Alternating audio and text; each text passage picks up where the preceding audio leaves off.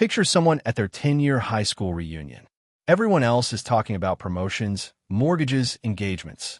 They have impressive titles at companies with names everyone recognizes. Goldman Sachs, Google, McKinsey. They own homes in neighborhoods with good school districts. They're married with photos on their phones of kids in soccer uniforms. They look successful. They look like they figured it out. And then there's you, or someone like you, still figuring it out, still changing careers. You were in marketing, then nonprofit work. Now you're thinking about going back to school, but you're not sure for what. Still single, or just getting out of a relationship that took you years to leave because you kept hoping it would become what you needed it to be. Still renting that apartment you said was temporary 5 years ago. Still uncertain about what you're doing with your life while everyone else seems to have built something solid, something real, something you can point to and say, look, this is what I've done with my life. You leave early. You drive home feeling like you failed some test everyone else passed. Like life is a race, and you're still at the starting line, while everyone else crossed the finish line years ago. But what you don't know, what no one at that reunion knows, is that you're not behind. You're on a completely different timeline, one that doesn't make sense until much, much later. Before we go any further, if that opening landed in your chest like recognition, like someone finally naming something you felt for years, then please subscribe to this channel. Hit that like button. And when we're done, leave a comment telling me how old you are and one thing you're still figuring out that everyone else seemed to figure out years ago.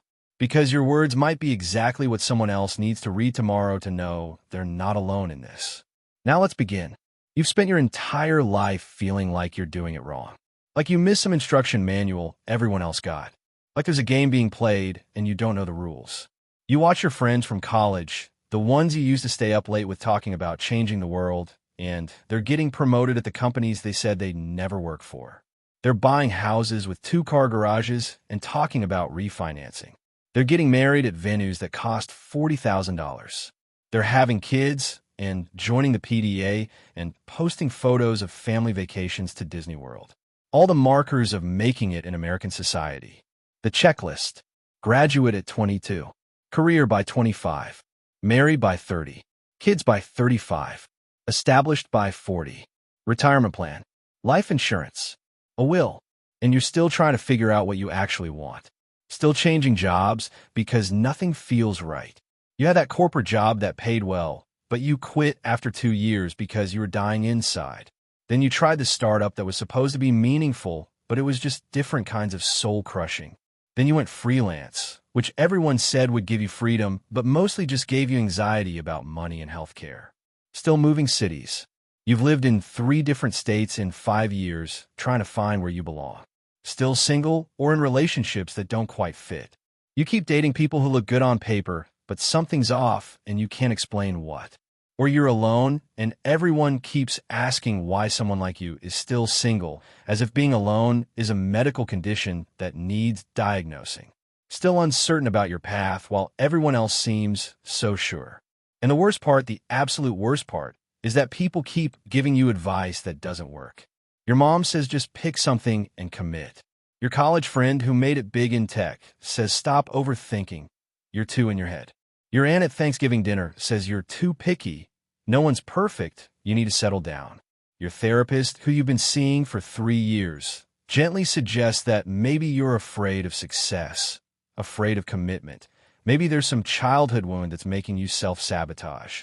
And you want to scream as if you haven't been trying, as if you're choosing to struggle, as if there's something wrong with you for not being able to force yourself to care about things that don't matter to you.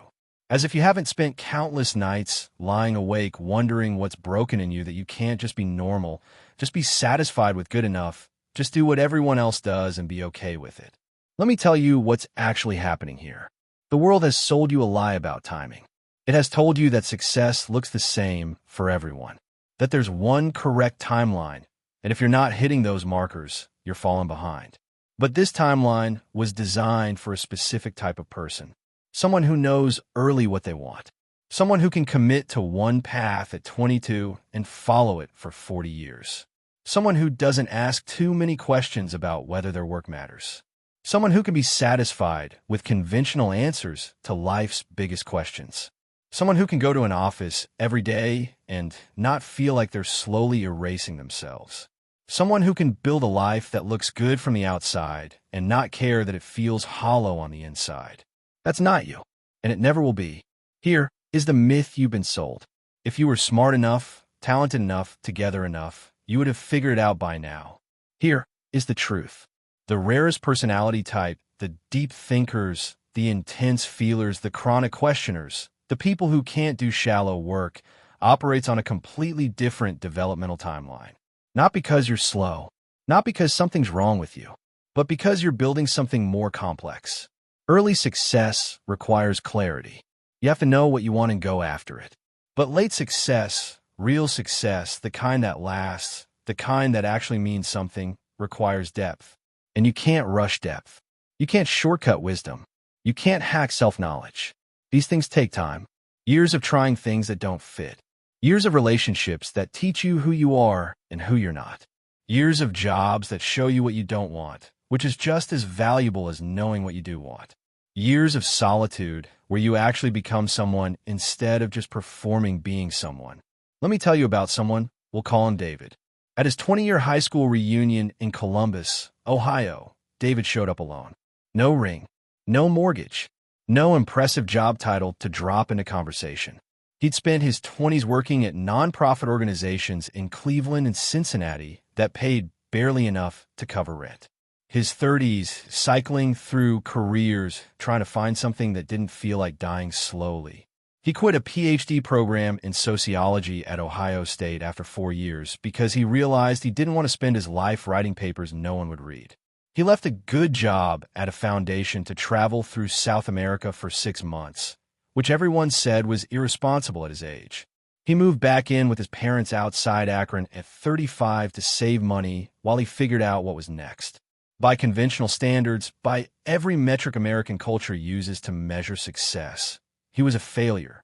Meanwhile, his high school girlfriend, the one everyone thought he'd marry, was there at that reunion with her husband. They lived in Dublin, the nice suburb. She was talking about their second home in Scottsdale and how her kids were doing in private school and the Europe trip they'd just taken. His best friend from the football team was a VP at a tech company in Austin, talking about his stock options and the Tesla he just bought. The class valedictorian was a cardiothoracic surgeon at the Cleveland Clinic, saving lives, making more in a year than David had made in the last 5 combined. And there was David, working part-time at a community organization that most people at the reunion had never heard of, living in a rented apartment, driving a 10-year-old Honda. He left that reunion feeling like he'd wasted 2 decades. Like everyone else had been building something, and he'd just been wandering. Like maybe his parents were right. Maybe he didn't need to just grow up and get a real job and stop chasing some vague notion of meaningful work that probably didn't exist anyway. He drove home, sat in his apartment, that still had moving boxes he hadn't unpacked because what was the point, and seriously considered giving up. Just getting some corporate job, any job that paid well, and admitting that his 20s and 30s had been a mistake. 5 years later, at 45, everything changed. Not because he suddenly made it. Not because he won the lottery or got lucky or finally figured out the one thing he was supposed to do all along. But because all those years of wandering, questioning, trying and failing, they had been building something. He finally started a small organization that combined everything he'd learned. His nonprofit experience taught him how communities actually work, not how people in boardrooms think they work. His failed PhD gave him research skills and the ability to understand complex systems. His travels taught him to listen to people different from him. His years of feeling like an outsider made him able to connect with people others dismissed. His willingness to ask uncomfortable questions, to challenge assumptions, to refuse easy answers, these became his superpowers. He started small. A pilot program in 3 neighborhoods in Akron, working with families everyone else had given up on. And it worked, not because he had some revolutionary new idea, but because he had something his peers didn't. He had depth. He could see complexity where others saw simple problems. He could hold paradox. He could sit with people in their mess without needing to fix it immediately. He could ask questions that got to the root of things. Within 3 years, That small program had transformed how the city approached family services. Within 5, it was a statewide model. By 50, David was regularly consulted by people whose success he'd envied at that reunion. State legislators, foundation directors, national nonprofit leaders. Not because he was smarter than them. He wasn't. Not because he worked harder. He didn't. But because he had depth they couldn't access. He understood things that can't be taught in business school or learned from a TED Talk. He'd spent 20 years wandering in the wilderness of not knowing. And that wilderness had taught him how to navigate complexity in ways that people who took the straight path could never understand. The surgeon was still a surgeon, still brilliant, still saving lives, but doing the same procedures he'd been doing for 20 years. The VP was still climbing the same corporate ladder, just higher now. His ex was still living in Scottsdale, still posting about her kids' achievements, still married to a life that looked perfect from the outside. But David was doing work that mattered, living a life that was his. Finally, creating something that would outlast him. And here's what's important. Here's what I need you to understand. He couldn't have done this work at 25, or 30, or even 35. He needed every single one of those years that felt wasted. Every failed career, every ended relationship, every moment of feeling behind. Because all of it was teaching him who he was, what he valued, what he could do that no one else could. Those weren't wasted years. They were preparation. They were the roots growing deep while everyone else was growing tall. But here's the question that changes everything. What if your struggle isn't a bug, it's a feature?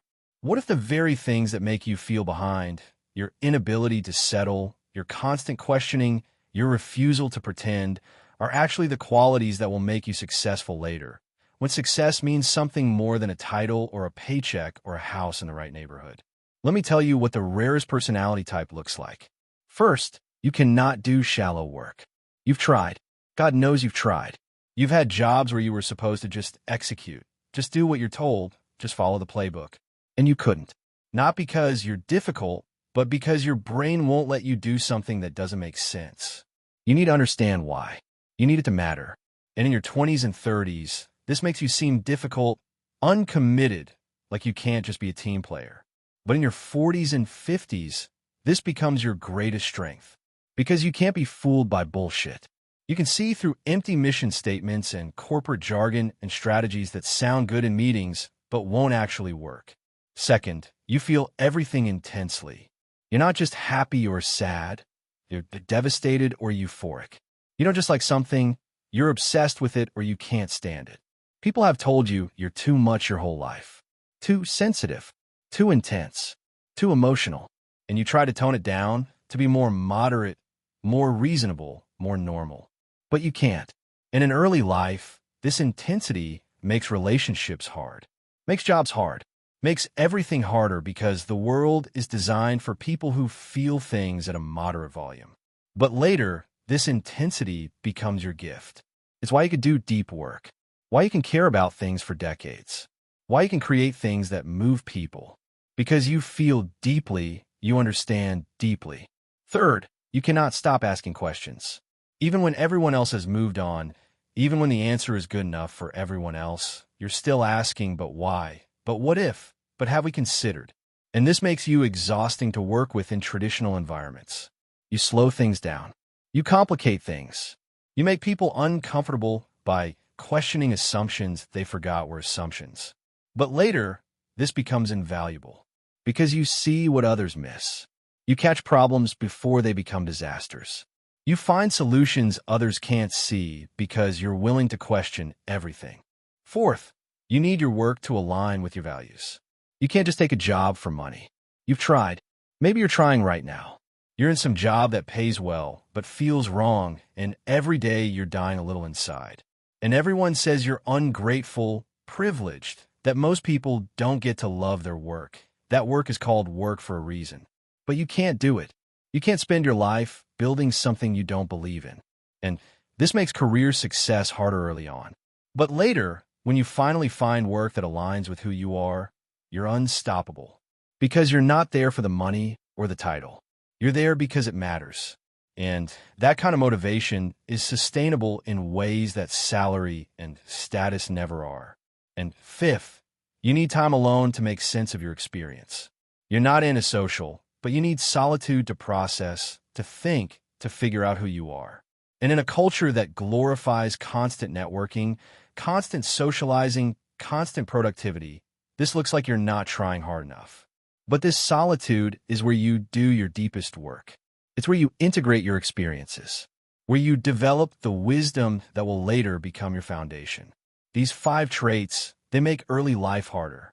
They make you feel broken, different, behind, but they're not weaknesses. They're the exact things that will make you powerful later. You're not behind. You're building deep while others built fast. And depth always wins in the long game. So let me leave you with this truth, and I want you to repeat it whenever you feel behind, whenever you compare yourself to peers who seem so far ahead. I'm not behind.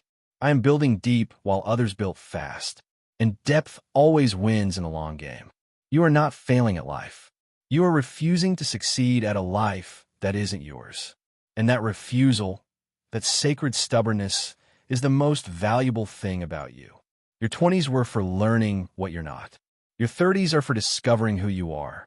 And your 40s, that's when everything you've been building finally makes sense. The rarest personality doesn't peak early. They peak when they're finally ready to build something that lasts. If this landed, if you felt seen in a way you rarely do, if you finally have language for why your path has been so different, then I ask you to do one thing. Leave a comment below. Tell me how old you are and one thing you're still figuring out that everyone else seemed to figure out years ago. Not for me, but for the person who will read your words tomorrow and realize they're not alone in feeling behind, in struggling while others succeed, in refusing to settle for a life that doesn't feel true. And if you want to continue exploring what it means to be the rarest personality, to think deeply in a world that rewards quick answers, to build slow in a culture obsessed with speed, then subscribe. Stay. Walk this strange, beautiful path with me. Not because you need me to validate you, but because sometimes it helps to know there are others who understand that being behind is often just being on your way to something better.